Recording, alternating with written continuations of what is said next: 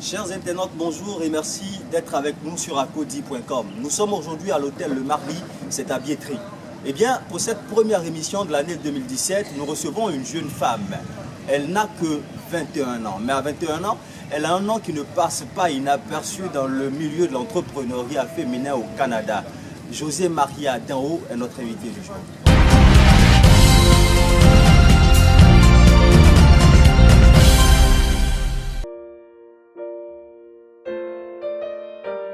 Et quoi José Maria Danho, c'est elle. Passionnée et rêveuse, à 21 ans seulement, elle a une histoire rare, captivante et passionnante. Lauréate du concours Miss Black Inspiration Canada 2016, elle est une fierté pour son pays d'origine, la Côte d'Ivoire. Étudiante en Masters des sciences de gestion option marketing à HEC Montréal, elle est écrivaine et blogueuse. Jeune femme leader, José Maria veut impacter positivement sa communauté. Découvrons-la. Bonjour Maria. Bonjour. Merci de répondre à nos questions. Merci à Très vous. souvent, lorsque vous parlez de votre histoire, lorsque vous parlez de votre vie, de votre enfance, vous parlez de symphonie, de blessures, de beaucoup de tristesse, de peur. Pourquoi toute cette mélancolie? Cette mélancolie, je dirais, parce que c'est un peu ce qui m'a forgée. C'est un peu ce qui a forgé la José Maria que je suis. Non pas que j'ai eu une enfance triste, non, j'ai eu une enfance joyeuse, mais comme tout le monde, j'ai eu certaines épreuves. Et comme Confucius le dit, comme nulle pierre ne peut être polie sans friction, aucun homme ne peut forger son expérience sans passer par des épreuves.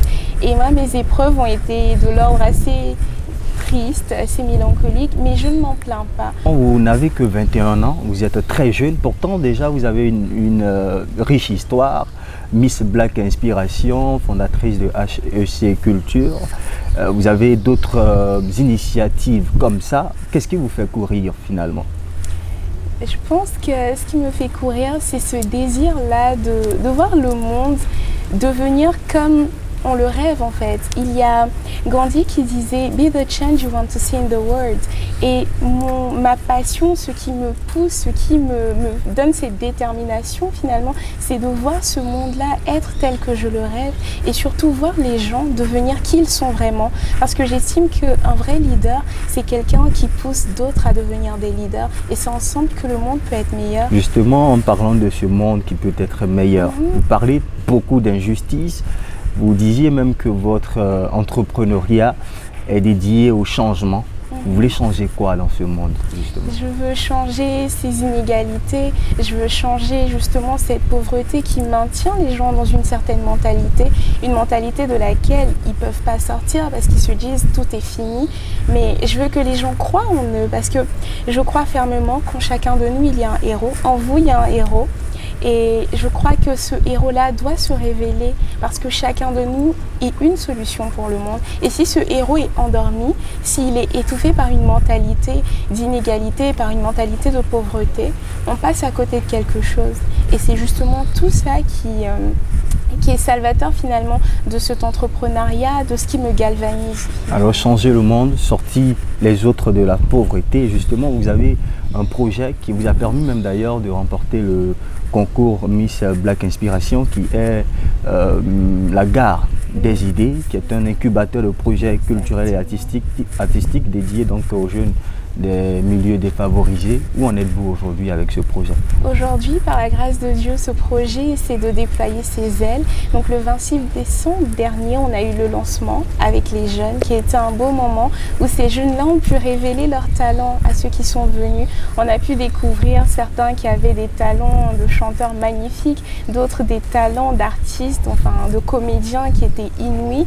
Et c'était formidable. Et là, vu que ce premier pas a été franchi, maintenant, avec la fraternité Sainte-Marie des pauvres et des petits de Koumassi, on va commencer au moins un samedi par mois à avoir des ateliers avec ces jeunes pour pouvoir établir ces bases de leadership, de confiance en soi, de gestion de projet, pour pouvoir aller à une autre étape qui est celle de la réalisation de projets concrets avec ces jeunes et puis continuer comme ça vers la vision qui est celle que j'ai présentée à Miss Black. Vous avez donc présenté le 11 août dernier ici à Abidjan à l'encre de la Passion, qui est un recueil de nouvelles entremêlées donc de poésie et de citations. De quoi parlez-vous dans cette œuvre? Dans cette œuvre, comme je le disais lors de la dédicace, je raconte en fait l'histoire d'un crayon brisé qui a décidé que finalement il n'allait pas s'arrêter à se regarder là tout brisé, mais qu'il allait continuer de colorier. Et il a décidé de colorier sur une feuille, et cette feuille-là a donné des mots. Et ces mots-là veulent aujourd'hui être les porte-paroles de tous ceux qui vont lire ce livre en leur rappelant 3 choses qui demeurent, qui sont l'amour, la foi et l'espérance, à travers certaines histoires qui sont imaginaires, à travers des poèmes, mais aussi à travers des réflexions. Et en fait, ça peut être déconcertant de voir qu'il y ait plusieurs genres qui se mélangent comme ça dans un simple livre. Mais je trouve qu'il est à l'image de cette société en fait qui est cosmopolite, qui est métissée, mais aussi à l'image de ces mots qui ne veulent plus être contenus finalement, mais qui veulent s'exprimer et dire aux gens, ok, peu importe ce que tu vis, peu importe ton histoire, eh bien, ce livre que tu vas lire te permet d'être toi-même le personnage principal et de comprendre qu'à la fin, tout est possible et tu peux écrire ton histoire. Vous voulez donc ouvrir, si on peut le dire ainsi, la bouche des mots, permettre aux mots de parler, de s'exprimer librement. Vous êtes beaucoup poète. Est-ce que vous pensez qu'on vous comprend? Est-ce qu'on me comprend? Oui et non. Oui, parce que y a certaines personnes, après l'avoir lu, qui m'ont dit « Oh, ce texte m'a parlé un peu plus que d'autres ». Non, il y a certains moments où les personnes se demandent « Pourquoi tu écris ça? Qu'est-ce que ça veut dire ?» Mais je pense que le plus important, ce n'est pas nécessairement que moi, mes mots soient compris dans le sens que je veux véritablement, mais que les personnes puissent s'approprier en fait ces mots. Parce que vous pouvez lire par exemple une des histoires, par exemple « Douleur de femme », qui parle de l'excision. Ce n'est pas mon vécu, ce sont des mots auxquels j'ai donné vie, mais les personnes qui la lisent se l'approprient de manière différente. Peut-être qu'elles ne se l'approprient pas de la manière dont j'appréhende moi cette excision qui est pour moi très douloureuse pour les femmes. Mais en le lisant, je pense que chacun peut se l'approprier et c'est ça la force aussi des mots. Je les laisse avoir leur liberté et que les gens puissent finalement être les acteurs de cette histoire qu'ils vont lire. Depuis la crise post-électorale, la Côte d'Ivoire a embarqué dans le train de l'émergence, un wagon qui devrait donc nous conduire à l'horizon 2020 à l'émergence. Quel est aujourd'hui l'apport ou la place ou la responsabilité des jeunes Ivoiriens dans ce voyage vers l'émergence? La part des jeunes est tout entière. Je pense que les jeunes sont des acteurs importants.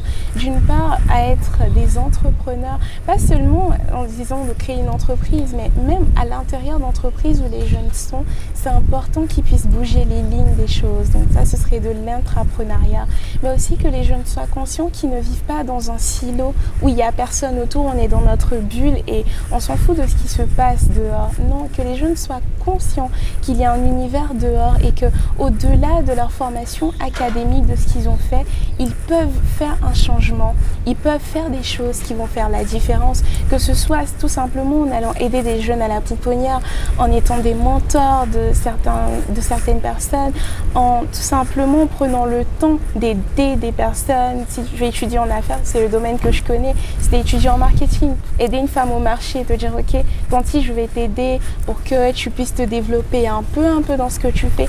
Tout ça, ce sont des actions pour lesquelles je pense que les jeunes doivent prendre le train en marche et agir concrètement. Ne pas se reposer sur les lauriers, mais agir et se dire qu'ils peuvent faire le changement et que c'est une fois qu'on rêve quelque chose qu'on peut le faire. Justement, nous sommes au terme de notre interview. José Maria, nous avons été très heureux donc d'avoir été avec vous. La clé pour fermer définitivement donc la porte de cette interview se trouve là, entre vos mains. Nous vous la donnons. Quel mot de fin? Tout simplement, j'aimerais dire aux jeunes, osez. Osez être qui vous êtes vraiment, osez réveiller le héros qui sommeille en vous. N'ayez pas peur, peu importe l'adversité, mais soyez les acteurs là qui feront de la Côte d'Ivoire et de l'Afrique de demain une Afrique dont nous serons fiers et dont les générations à venir pourront être fiers également. Merci beaucoup.